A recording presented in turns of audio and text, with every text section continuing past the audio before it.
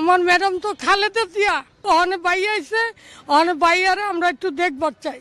হ্যাঁ লেগে ওখানে ভোটটা আমরা দিয়া গেলাম ডান মার্কা।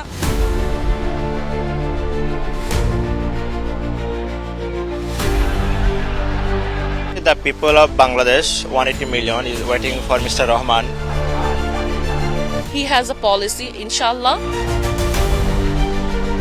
প্রধানমন্ত্রী হিসেবে তিনি বাংলাদেশের প্রতিটি মানুষের অধিকার এবং স্বাধীনতা নিশ্চিত করবেন। ইনশাআল্লাহ আপনাদের সমর্থনে আল্লাহর রহমতে ধানের শীষ নির্বাচিত হলে ধানের শীষ। প্রধানমন্ত্রীর কুরসি তার অচেনা নয়। শাসনের অন্দরমহলকে খুব কাছ থেকেই দেখেছেন জিয়াউর রহমান খালেদা জিয়ার পুত্র। দুর্নীতির অভিযোগ, জেল জীবন, দীর্ঘ নির্বাসন পেরিয়ে তারেক রহমানই এখন নতুন বাংলাদেশের মুখ। জুলাই অভ্যুত্থান পরবর্তী বাংলাদেশের হবু প্রধানমন্ত্রী। এমন একটা সংকটময় মুহূর্ত নিয়ে এসে হাজির হলেন এবং এমনভাবে নিজেকে হাজির করলেন বাঙালি মুসলমানের প্রতিনিধি হিসেবে, সকল মানুষের প্রতিনিধি হিসেবে, যেটা আসলে মানুষের কাছে খুব গ্রহণযোগ্য ছিল। এটা আমার কাছে মনে হয়েছে যে, এবং এই কারণেই তাকে আমার কাছে মনে হয় যে এই একটা ল্যান্ডস্লাইড ভিক্টরির দিকে নিয়ে গেছে। বাংলাদেশ আদর করে তাকে তারেক জিয়া বলে ডাকে। বাবা জিয়াউর রহমানের প্রতিষ্ঠিত দলে মায়ের নেতৃত্বেই তারেকের রাজনীতিতে পা। ৯০-এর দশকে এরশাদের সেনা শাসনের বিরুদ্ধে খালেদা জিয়ার আন্দোলনে ছিলেন। ৯১ আর ৯৬-এর নির্বাচনে মায়ের হয়ে ভোট প্রচারও করেছেন, তবে নিজে কখনো সংসদ নির্বাচনে লড়েননি। এবারই প্রথম, আর প্রথমবারের দৌড়েই বাজিমাত। উনি যেদিন লন্ডন থেকে ঢাকায় এসে পৌঁছালেন, ওই দিন থেকে পরবর্তী পুরোটা সময় ভুল করেননি খুব একটা। যেমন ধরেন যে উনি আসার পরেই উনি কোনোভাবেই ওনার যে পুরনো লিগ্যাসি, ওনার বাবার লিগ্যাসি, ওনার মায়ের লিগ্যাসি, এগুলো কিন্তু উনি পলিটিক্যাল ক্যাম্পেইনে ব্যবহার করেননি একেবারে। নতুনভাবে নিজেকে হাজির করেছেন অ্যাজ এ স্টেটমেন্ট। এবং খুব ইন্টারেস্টিং যে উনি বিরোধী দলগুলোকে, যাদের কারণে উনি ১৭ বছর বিদেশে থাকতে বাধ্য হলেন, তাদের সম্পর্কেও একটা নেতিবাচক কথা বলেননি এবং অন্যদের সম্পর্কেও বলেননি। শুধুমাত্র যে ধর্মীয় যে উগ্রবাদের একটা উত্থান দেখা যাচ্ছিল এবং যারা এগুলো করছিল, মুক্তিযুদ্ধের চেতনাকে অস্বীকার করছিল, তাদের বিরুদ্ধে উনি কথা বলেছেন। বাংলাদেশের মানুষ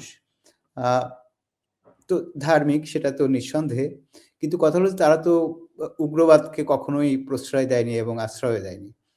এবং এটা যখন এই সময় ধরে মব ভায়োলেন্স ঘটছে, নানান রকমের ট্যাগিং ঘটছে, নানাভাবে আমাদেরকে প্রান্তিক করে তোলা হচ্ছে, এটা মানুষের মধ্যে একটা নাভিশ্বাস উঠে গিয়েছিল এবং সেখান থেকে তারেক জিয়ার এই আগমন একটা স্বস্তির জায়গা তৈরি করেছে। বাংলাদেশের জন্য যে ধরনের রাজনীতির দরকার, সেই রাজনীতির চেহারাটা উনি ধরতে পেরেছেন, ওনার টিম ধরতে পেরেছে এবং সেইভাবেই তারেক জিয়াকে রিপ্রেজেন্ট করা হয়েছে এই সময়টা। ২০০১ থেকে ২০০৬ খালেদা জিয়ার সরকার। অভিযোগ, ঢাকার হাওয়া ভবন থেকে সমান্তরাল ক্ষমতা কেন্দ্র তৈরি করেছিলেন খালেদা পুত্র। ২০০৭ সালে সেনা সমর্থিত তত্ত্বাবধায়ক সরকারের শাসনে তারেকের বিরুদ্ধে দুর্নীতির অভিযোগ ওঠে। সে বছরেই গ্রেফতারি। ঢাকায় হাসিনার প্রচার সভায় গ্রেনেড হামলায়ও অভিযুক্ত হন তারেক। ১৮ মাস জেলে কাটানোর পর ২০০৮ সালে জামিনে মুক্তি এবং লন্ডন যাত্রা। আর ফেরেননি। দুর্নীতি তো শুধু যে বিএনপি করেছে ব্যাপারটা এরকম না, এখানে প্রতিটা রাজনৈতিক দল দুর্নীতির সাথে সংশ্লিষ্ট। ১১-১২ সাল থেকে আমরা যেটা বলছিলাম যে বাংলাদেশের মিডিল গ্রাউন্ডের যে পলিটিক্স, যে একটা মধ্যপন্থার রাজনীতি, সেই রাজনীতিটা করে বিএনপি। তো আওয়ামী লীগ যদি এই দলটাকে ধ্বংস করে দেয়, তাহলে যেটা হবে, পরিণতি হবে যে এক্সট্রিম একটা রিলিজিয়াস আইডেন্টিটি পলিটিক্স শুরু হবে এবং সেটাই ঘটেছে। এবং এই দুইটা একসাথে মিলে এগিয়েছে এবং সব মিলিয়ে বিএনপিকে অত্যন্ত নাস্তানাবুদ করে ছেড়েছিল।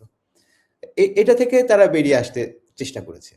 ২০১৮ সালে হাসিনা সরকার, দুর্নীতির দায়ে খালেদা জিয়ার জেল। বিদেশ থেকেই বিএনপির ভারপ্রাপ্ত চেয়ারম্যানের পদ সামলান তারেক। তারপর 2025-এর ডিসেম্বরে 17 বছর পর দেশে ফেরা নির্বাসিত যুবরাজ দেশে ফিরেই সিংহাসনে বসতে চলেছেন। কয়েকটা চ্যালেঞ্জ খুবই প্রকট। এক হচ্ছে যে অর্থনৈতিক ইকোনমিক চ্যালেঞ্জটা খুবই প্রকট, অনেক রকমের ঋণের জর্জরিত আমরা, সেটা চ্যালেঞ্জ একটা থাকবে। দ্বিতীয়ত যেটা হলো যে প্রতিষ্ঠানগুলো আমাদের প্রতিষ্ঠানগুলো আগে থেকে ভাঙছিল, শিক্ষা ব্যবস্থা ধ্বংস হচ্ছিল, আমাদের আমলাতন্ত্র, সিভিল মিলিটারি ব্যুরোক্রেসি থেকে শুরু করে সকল প্রতিষ্ঠান এক অর্থে ধ্বংস, বিচার বিভাগ ধ্বংস হয়ে গেছে লম্বা সময় ধরে। তো এখন এইগুলো নতুন করে মেরামত করা এবং একটা প্রাতিষ্ঠানিক নিশ্চয়তা তৈরি করা সকল মানুষের জন্য, এইটা একটা বড় চ্যালেঞ্জ হবে তার জন্য। এই যে ইসলামপন্থী অংশটার উত্থান আমরা দেখলাম, এবং এই অংশটা আসলে যে সহজে ছেড়ে দিবে এমন না, নানান সুযোগ নেওয়ার চেষ্টা করবে। সেটাকে কিভাবে উনি ম্যানুভার করবেন, কিভাবে ম্যানেজ করবেন, সেগুলো একটা চিন্তার বিষয় হয়ে থাকবে। জুলাই অভ্যুত্থান নতুন বাংলাদেশ গড়ার স্বপ্ন দেখিয়েছিল। সেই পথে হেঁটে সংবিধান সংশোধনের পক্ষেই রায় দিয়েছে গণভোট। তারেক কি পারবেন সেই নয়া বাংলাদেশ গড়তে?